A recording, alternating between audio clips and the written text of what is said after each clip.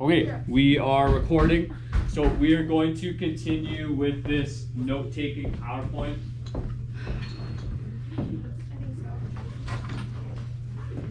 So as I mentioned, so if you have, your notebook, you have some lined paper, you might want to start jotting stuff down. The course material I'm going to use this year. It's less fill-in-the-blank notes and chapter questions and going through the textbook, and it's more about engaging students through various other content, right? It's still the curriculum, it's still your course, but it's not going to be, super dry, hopefully, right? We're going to run through it. So I'll give you a couple of seconds here.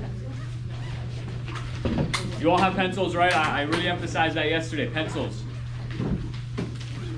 No way you don't have a pencil. I have a pencil, I just don't have anything to write on. So remember, grade 9's part of the expectations for you is that you have a writing utensil, pencil, pen, and that you have some paper. Okay. At some point, I'll put a sharpener down there, just a handheld one. There's also a manual one there, but I need to move some stuff around there. Okay. Other than that, I see a bunch of you got paper out. That's wonderful. Let's try and get through this really quickly. Okay. So, for anyone who, I hope all of you plan on finishing high school. That would be very good. So if you plan on finishing high school, grade 10, 11, 12, you're going to have to take a lot of notes. Now, personally, I agree with this teacher. It's unfortunate. A lot of what you do in high school and school is just fill in the blank. And for those of you, because a number of you are going to end up in college or university, you're going to get there, you're going to sit down in your first lecture, your professor is just going to, if you're lucky, your professor will put up a PowerPoint. If you're unlucky, they'll just talk and you have to make notes. But a lot of what people do doesn't really prepare you for actually understanding which information is important, right? Whether or not you go to school after you're done high school is up to you, and there's a variety of different paths you can take in life, but being able to understand and process information and figure out what's important is very useful, right? It doesn't matter, right? Like your boss tells you something to do, important to understand that, okay? So, and we're already seeing some, I forget what that word is called. Anyways, we're already seeing some methods of taking notes and making it easier, particularly if you're writing out by hand. I know a lot of people like doing that in university. A lot of people like typing their notes as well, but people generally don't have laptops when they're in this grade. Okay. Obviously, memory is imperfect. You'll learn that. You'll have that lesson cemented in your minds in my class because I forget things all the time, kids. I forget words all the time. It's just terrible. Okay. But if you are sitting in a classroom 5 days a week, 80 minutes, or once a week, 3 hours, or in university, sometimes you have 3 50-minute classes a week or 2 80-minute classes a week. Amongst 4 or 5 other courses, you're going to be getting a lot of information. And so being able to write some stuff down is very useful to help you look back and recall what is important, what you learned. I don't think anyone's capable, unless you have a photographic memory, even then, verbal information is very different.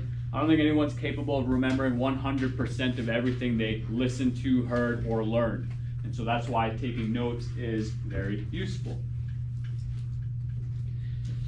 So a lot of people will use shorthand symbols. So word of advice, if you are taking notes and you're planning on using shorthand acronyms, whatever it is, somewhere in your notebook, write down a legend which basically lists out what all those shorthand mean.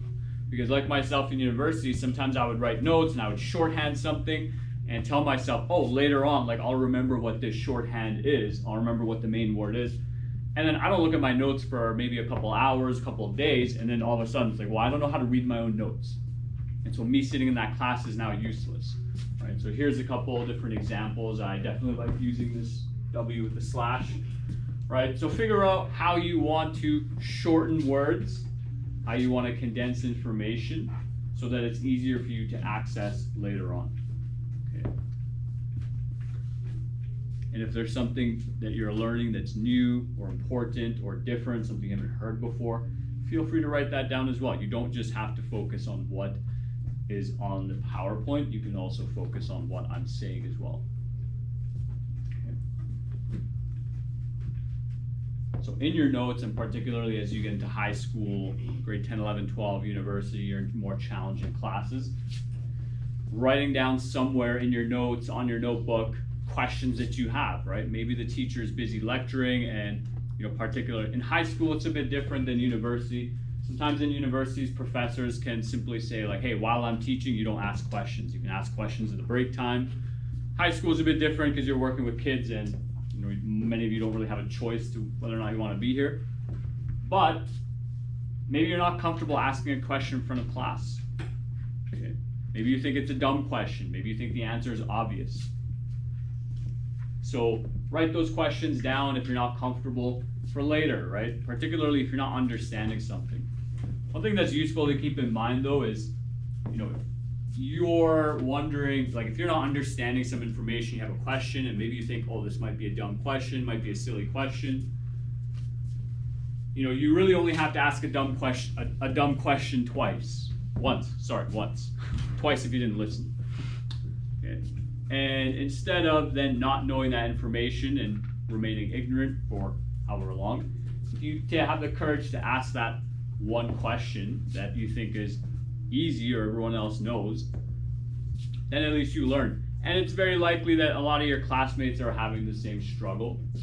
So I would highly encourage you to ask questions in class. I definitely love answering questions. It makes class more interesting. But if you're not comfortable with that, just write the question down. Second point emphasizes about studying. How many of you study, let's say, 10 minutes every night? So let's say an hour a week. Anyone? Study 1 hour a week? A couple of you, all right? So a lot of students, particularly some of my students that I've taught in the previous years, they think studying is something you got to do for 2 or 3 hours every night. The reality is most people can't study and focus for 2 to 3 hours every night. And there's probably a certain amount of time where it's just, you're not really benefiting yourself anymore. What I encourage students to do is, start a habit. Start studying by, spending 10 minutes once a week.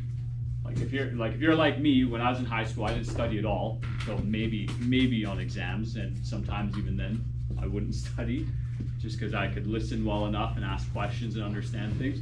But to develop this habit, spend 10 minutes once a week or 10 minutes every 3 days. Whatever you think you can do continuously and manage, right? Like how many of you play sport? Okay, a couple of you. How do you feel after a 2-hour practice? Not good, right? How often do you have 2-hour practices? Twice a week, right? And do you kids love the sport you play? Right?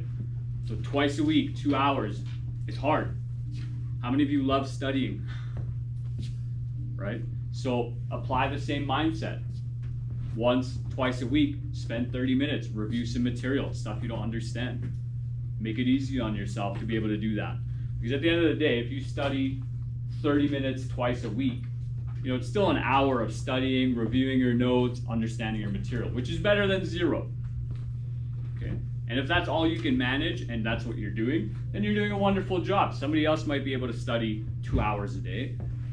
Not me, probably not most people in this room, but do what you can, right? Review your material.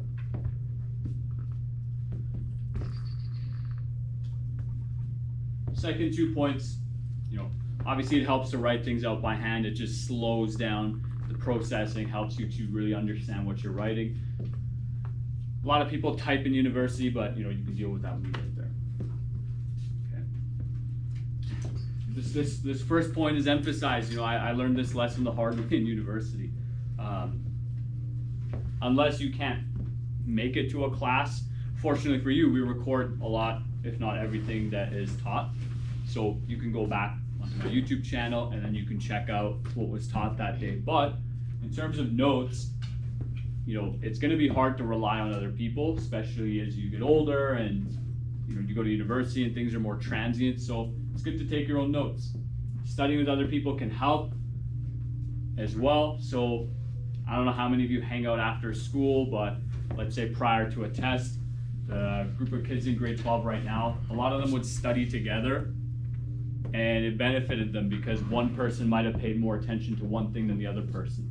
And so you take multiple different skills and brains, and then you study together. Hopefully it's productive, because sometimes studying with your friends ends up just being hanging out. So yeah, try to study with other friends and see how that can benefit you. Okay. With definitions especially, but things you don't understand, new things you learn, try to explain it in your own words in a way that you understood, and that will help you to understand the material better. Okay.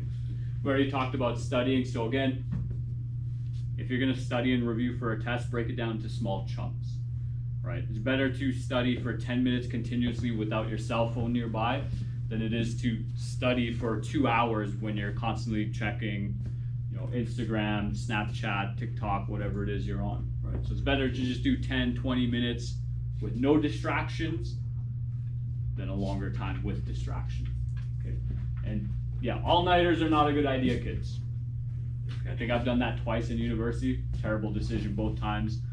Both times this could have been avoided by just starting my work a week earlier.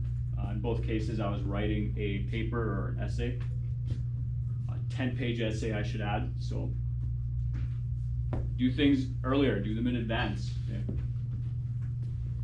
Okay. This is just re-emphasizing again what we already talked about. Athletes don't professional athletes